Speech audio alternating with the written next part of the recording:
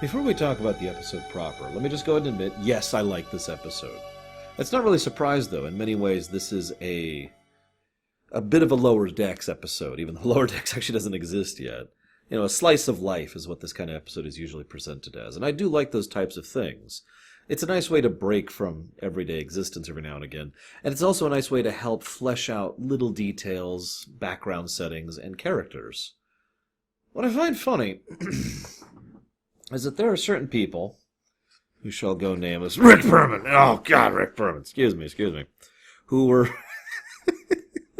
sorry, who were really against the idea of doing this. I want to give you an exact quote here. Please forgive me as I'm trying to find. I don't like highlighting my books. That's why I'm... Here we go.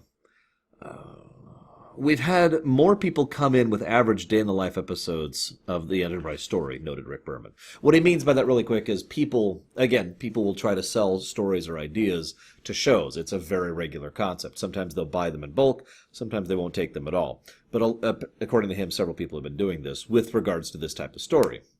It's a story that never works. Then we decided to do it all from the point of view of data with logs, and I was skeptical about it, but the writers were interested in pursuing it, and it ended up being I ended up being pleasantly surprised, but it was an off episode. It's somehow no surprise to me that Rick Berman thinks this episode was an off episode, but then again, the man has... Well, I can't insult him enough, so let's just move on.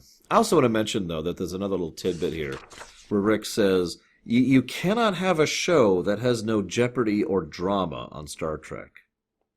Now, Piller actually agreed with him on that, but then again, Lord knows I've disagreed with Michael Piller on several things as well, historically speaking. Now, interestingly enough, I do like the Romulan subplot of this episode.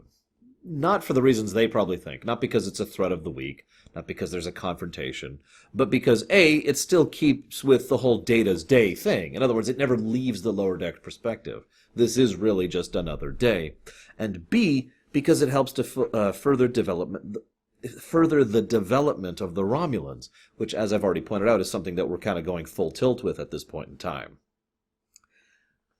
Whatever.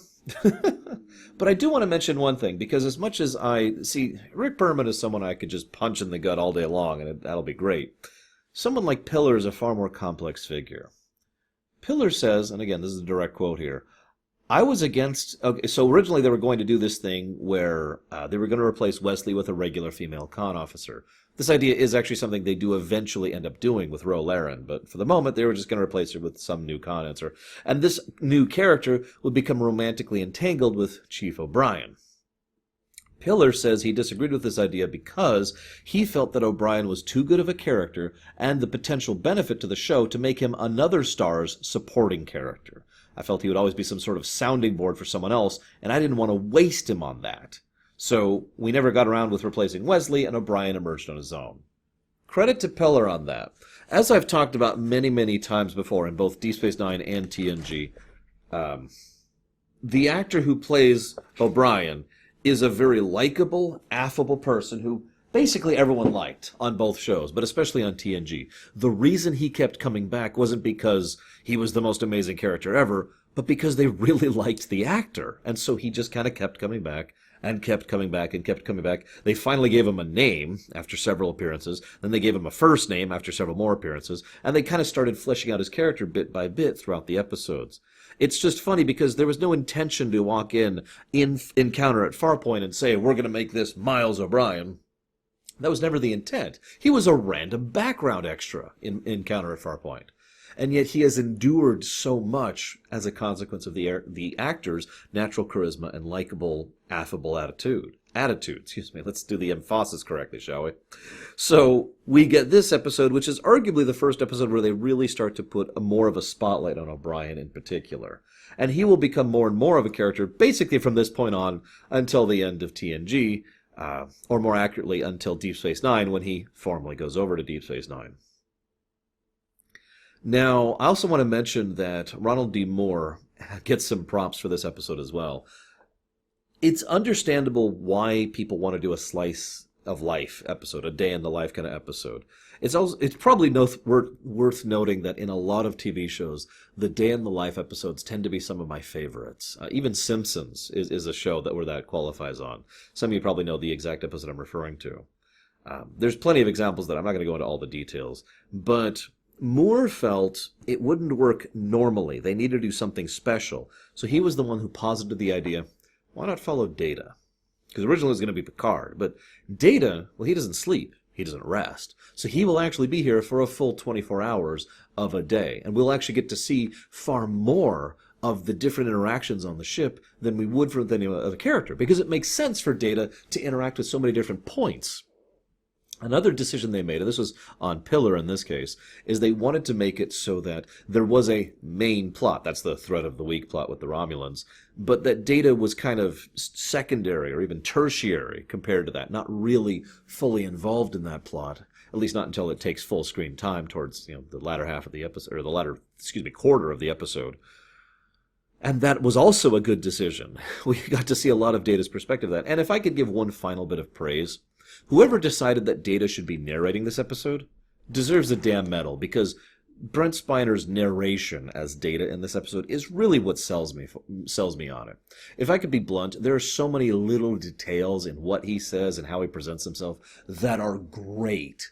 And you could tell there's a legitimate understanding of the character and how he should be reacting to stuff. Whoever wrote this episode, and it's actually several people, I keep saying whoever wrote it, it's got a huge credit list here.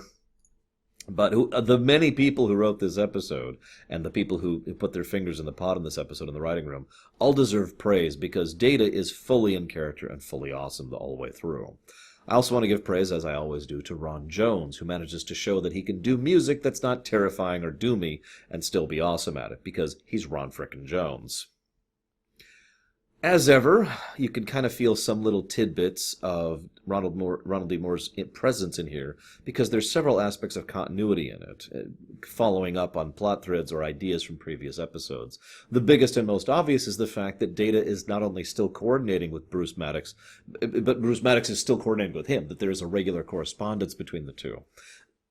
Something about that makes me smile. Not just the continuity of it, although of course I love continuity, or at least good continuity, but I love the idea that Maddox, for all his dickishness back in Measure of a Man, has basically chilled since then, and has started getting a regular, let's call it friendly, correspondence with Data as he's been working throughout this section. Something about that just makes me smile, and I just wanted to comment on it really quick. Couple quick things. This is also the first episode that introduces Keiko to the mix. Played by Rosalind Chow, which I really hope I'm pronouncing her name correctly. Keiko is one of those weird characters because I've often said that Star Trek sits on the strength of its guest stars, that a lot of the really great episodes are so great because of the power of said guest stars. I think this is true in basically all of Trek, going from original series all the way up to Enterprise. And arguably Discovery, although not quite as much, because they don't really do the guest star thing in Discovery. They do a little bit, just a little bit. Anyways, so sorry, I was just remembering something from Discovery. I don't want to get into that. And I think Keiko is one of the better guest stars. Now, it's hard to call her a guest star because she's in quite a few episodes of Trek, both in TNG and DS9. But at the same time, she kind of functions that way. She obviously is more than just an episode of the week kind of a character, but at the same time, she is sort of a reoccurring character rather than a regular character. And arguably the same thing could be said about O'Brien, at least until he went over to Deep Space Nine.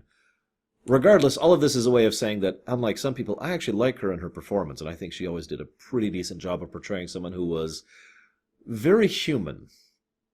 And I say that because some people's complaints about her, valid, are usually the same things I praise about her, that she comes across as someone who is not perfect, that she is flawed, that she's emotional, that she gets angry, that she gets upset, that she has arguments and hurt, and all those wonderful human things that make her a very believable character, especially when put alongside O'Brien, who is basically one of the most human characters in all of Star Trek, so you can kind of see why I enjoy her presence.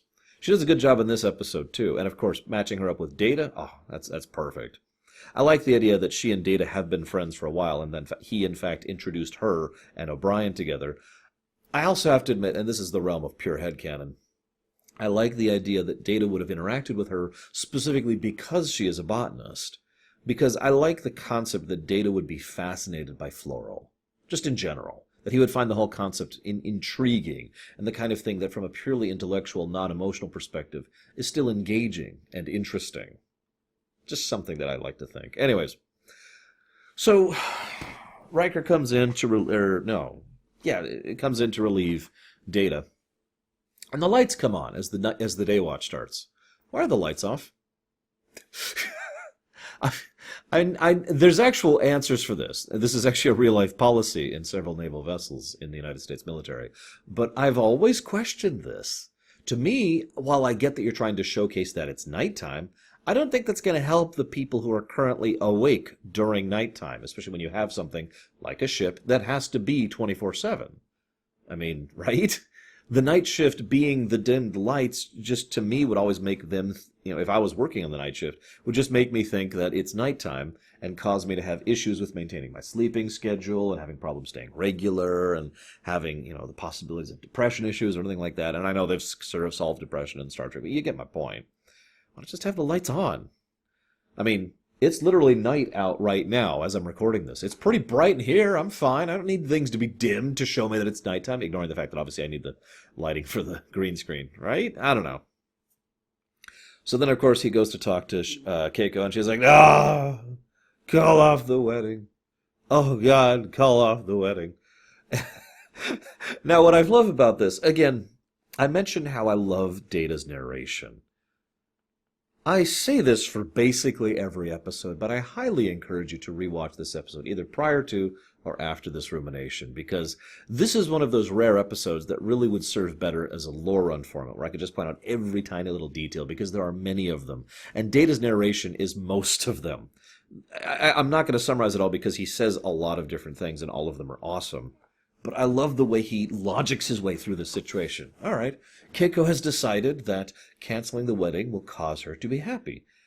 And, logically speaking, O'Brien is someone who very much enjoys doing things that make Keiko happy. Therefore, when he goes to O'Brien, Data says, I have good news. Keiko has decided to cancel the wedding. Or no, Keiko has made a decision to increase her happiness. She has decided to cancel the wedding. It's something along those lines. And of course, you could see the misunderstanding from the perspective of us squishy humans, but they show it well enough that we fully get Data's perspective. Now, they've done a good job of showcasing Data's perspective before on this show, but really, no episode has done it as well as this one. We really get an insight into why he acts the way he does, and why he's thinking the way he does. And I think that that really adds to his portrayal and his character. My opinion, of course. So, he mentions all the things that are happening in today. He goes through a whole litany. I'm not going to repeat the whole thing for you, but one of the things he mentions is there are 4 promotions today. And that's a regular day? 4 promotions? Jesus Christ. I mean, I know the Enterprise is like the fast track, but then again, at the same time, I suppose that makes sense. I always get the impression that most of the lower deck people in general, they come on board the Enterprise because they were at the top of their class, do well, get a promotion, and then move off to another assignment, having basically used the Enterprise and the post on the Enterprise as resume. Right? Like I was talking about the other day with Will Wheaton and how actors in general try to get good resume, resume gold in there to further their careers. I mean, that would make a lot of sense, wouldn't it? Only the people who are really entrenched would decide to stay, like O'Brien or, the main cast and stuff like that. Anywho, so then we cut to T'Pel, or T'Pol. They say it both ways throughout the course of the episode. And I bring her up because, spoiler, she's a Romulan agent. I actually have several things to say about her, but one of the first things I noticed is the fact that she is, well, if under other circumstances, I would say the actress is terrible at playing a Vulcan. Perhaps ironically, I think that's the point. I think that's being done deliberately. Now, at the same time, given the circumstances, the fact that she is this, Vulcan person who is well known within the Federation means that my opinion of Federation security has dipped another step, because anybody looking at her would be able to be like, that's not really the Vulcan way to deal with that. Also, anybody who can read minds, like, I don't know, a Betazoid should be able to sift this one out. Just pointing that out, too. But my point is, she does this thing where she presumes Vulcan coldness in order, as a mask, to maintain her cover. She does this many times throughout the episode. The most obvious part is when Data, she quizzes Data about the security protocols, and her mask slips for just a millisecond before she recovers it again. Data notices this, of course, but doesn't think anything of it for whatever reason, although he probably should have still told Picard about the security access, but whatever. And I mention that because how has no one else noticed this? I mean, granted, I knew walking into this episode that she was a Romulan, but the signs are everywhere. See, this is the thing. They flat out call this out in the episode Sarek. Most people assume Vulcans are cold, but that's actually not true. Vulcans are logical. In fact, Vulcans have a great deal of fondness for what I would usually call sentimental things. Now, they don't express it that way. They don't say it that way, and they don't say it like we say it, or feel it like we feel it even. But Vulcans do have things such as friendship, fondness, care, consideration, morality. They are not cold, and they're certainly not like this woman is. Anyways. So then they go to this scene, and I'm only covering some of these in brief. It's hard to really talk about an episode like this, because it's mostly a lighthearted episode, but also mostly because there's so many details to cover that I'm not just going to give you a litany, as in my rumination. But there's a scene where he goes to Worf, who's standing in front of a replicator, and we see in the background a little stuffed animal being replicated for a kid. I really like the idea of public replicators, and I can't believe we haven't seen this before, and basically never see this again. I legitimately enjoy that concept. Obviously, there's, the personal replicators, but it would make sense that replicators are more designed for some things than others, right? And thus, the idea of an industrial replicator or a public replicator, which is basically designed for more continuous use and more regular use for everyday things you need, makes a lot of sense. I mean, to use a weird parallel, how many times do you go to the grocery store and get things that aren't food, right? When you need new medicine, or when you need a fresh set of spoons, or when you need to, refill your glasses, or I don't know, whatever. I can't think of anything off the top of my head, of course, because I'm an idiot, but I'm sure most of you know what I'm talking about. Usually most people where I'm from would call this a trip to Walmart, because you don't want groceries at Walmart, you want other stuff at Walmart, right? So you go to the industrial replicator, which is down on deck, 18. Bzz, get your stuff, head on. I just like the idea. It's a tiny little bit of setting building. And then, of course, Worf mentions idly about dancing, and he goes to Crusher. What I like best about this is apparently the dancing thing is a part of her record. Obviously, she doesn't want that to get out. But what I love most about this is Gates McFadden is actually a dancer, or was, I should say, a dancer in real life, and a choreographer both, and had done significant work in both avenues prior to getting onto TNG. She actually choreographed the entire dance sequence, and that is actually Gates McFadden in all of those shots, dancing like that. And it's a good scene, and it made me laugh several times. It goes on just a little bit too long, but you can tell they just wanted to stretch, and of course they wanted to have more time with lesser, characters who haven't been having a lot of time. I've mentioned that was a big thing that was being pushed in Season 4. So they spend their time on it, and about 3/4 of the time it was Brent Spiner. It's pretty obvious when it's not Spiner, especially on the Blu-ray. Anytime the camera's up top and you're staring down at someone in the suit, that's not Spiner. But either way, they both do the shot really well, and I love how Data so wonderfully doesn't get it. And then he's like, "Oh, perfect, I'm now ready for it." And I think I find this most amusing because to Data, one of the biggest problems Data still has issues with is multiple variables in singular purpose. In other words, to him, he didn't really understand how multiple different types of dancing would be a significant variable when it came to a wedding.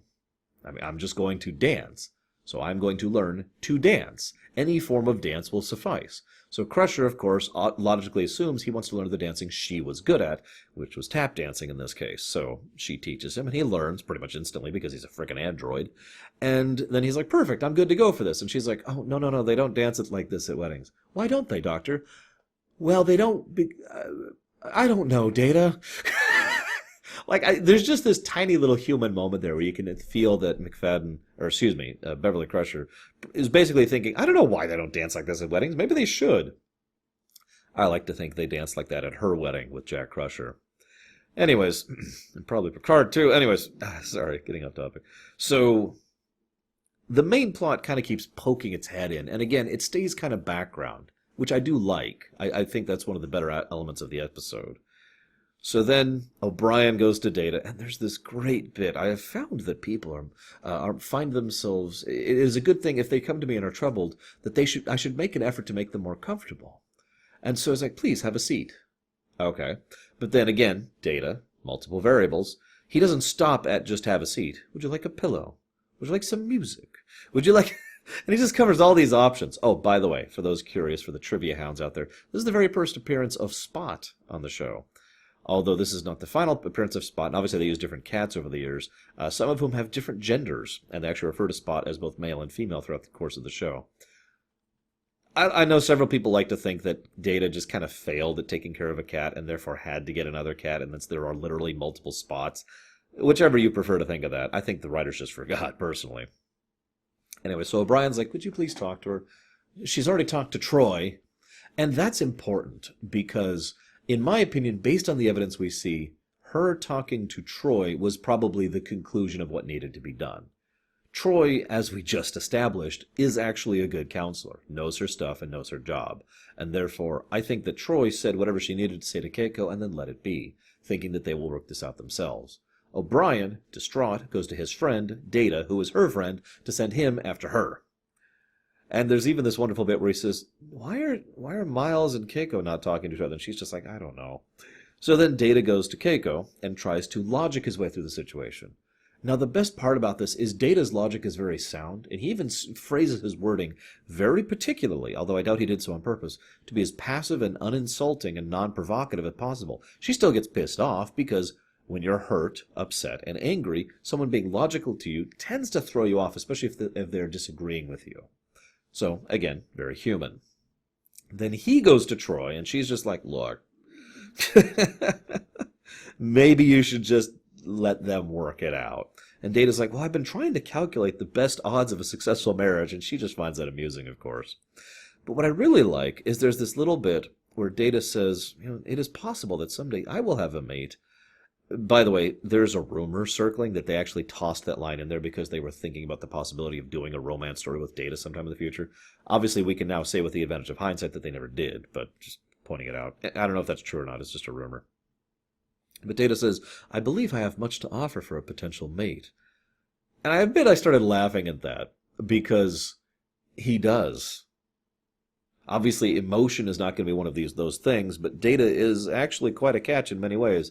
And I imagine there are plenty of people in real life who would be totally cool with being romantically entangled with someone like Data, even knowing the full reality of what they were getting into, without any presumption that he might eventually grow emotion for them or whatever, like ended up happening with Jenna later this season, I believe. I wrote down the episode name.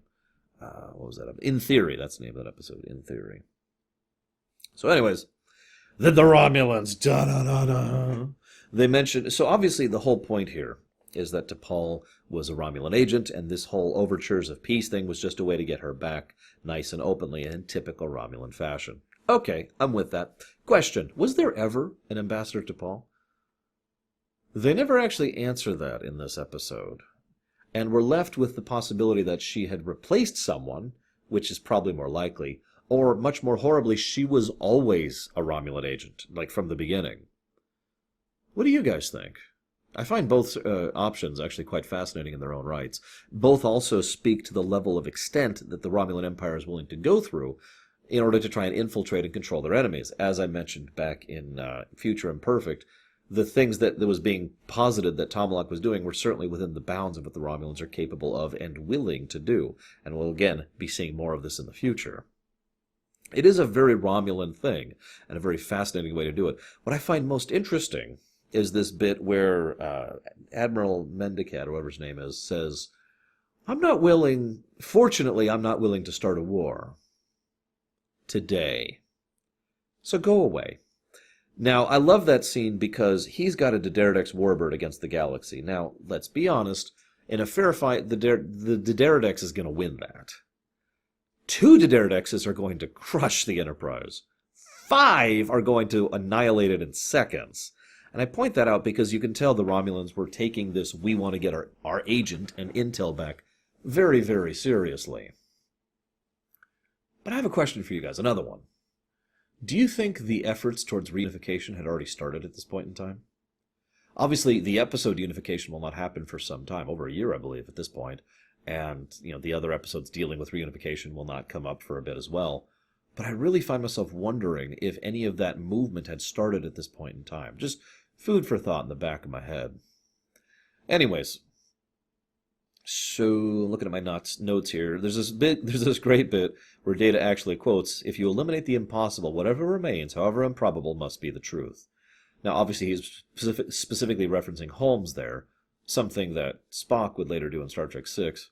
But I also point that out because this is one of those weird confluences that he just happens to be quoting that while Star Trek Six was being filmed, which was happening at this point in time. In fact, if you're paying very close attention, you'll notice that the transporter room actually changes, like in some of its appearances, most notably the outlines on the floor, several times in this episode, even though it's supposed to be the same transporter room. The reason why is because they were using that exact same set in order to do filming for Star Trek Six. So, anywho, one final note. Don't you think Picard should have informed Starfleet before he just decided to run back and confront a ship that he would have trouble taking on his own, regardless? Just food for thought. It's actually quite fortunate that Admiral Mandiglu decided that he was not interested in, war, because, as we've seen before, incursions into the neutral zone under these circumstances is the kind of thing that the Romulans have been willing to use to their own advantage several times before. To me, aside from the obvious advantage to the episode, it kind of implies that whatever intel they got out of her was so worth it that they were completely unwilling to risk even the possibility of losing her in a fight, which says a lot about how long this woman has probably been infiltrating the Federation. Then we cut to Q. Now, I like that we don't end the episode on the threat of the week. I really do. Because in my opinion, that was never the point. The point is, this is a day, Data's day, in the life of the Enterprise. So we end in three simple things. First, we end with the wedding itself. Now, I do actually like her dress in this, although his doesn't quite do it for me. It's a nice little moment, and Data has this actual wonderful speech, which I believe yes, there are many human emotions I do not comprehend: anger, hatred, revenge. But I am not mystified by the desire to be loved or the need for friendship. These things I do understand. As I've said before, you don't need to have emotions to have things that you like and things that you value. Then there's this scene, and I really like this scene because Picard is saying hello to a new life, the child that's been mentioned several times throughout the episode is being born. And I point that out because as much as Picard, isn't comfortable with children, blah, blah, blah, I like to think that Picard has made it a point for every birth on his ship, probably on the Stargazer too, to go see them as they're being born and welcome them aboard. It just feels like a Picard thing to do, doesn't it? Finally, Data takes the shift over Worf, dims the lights, and the episode ends. I really liked this episode. In fact, I liked this episode way more than I thought I would upon repeat viewing. So I hope you guys have enjoyed. I'll see you next time. Careful, I might be a Romulan.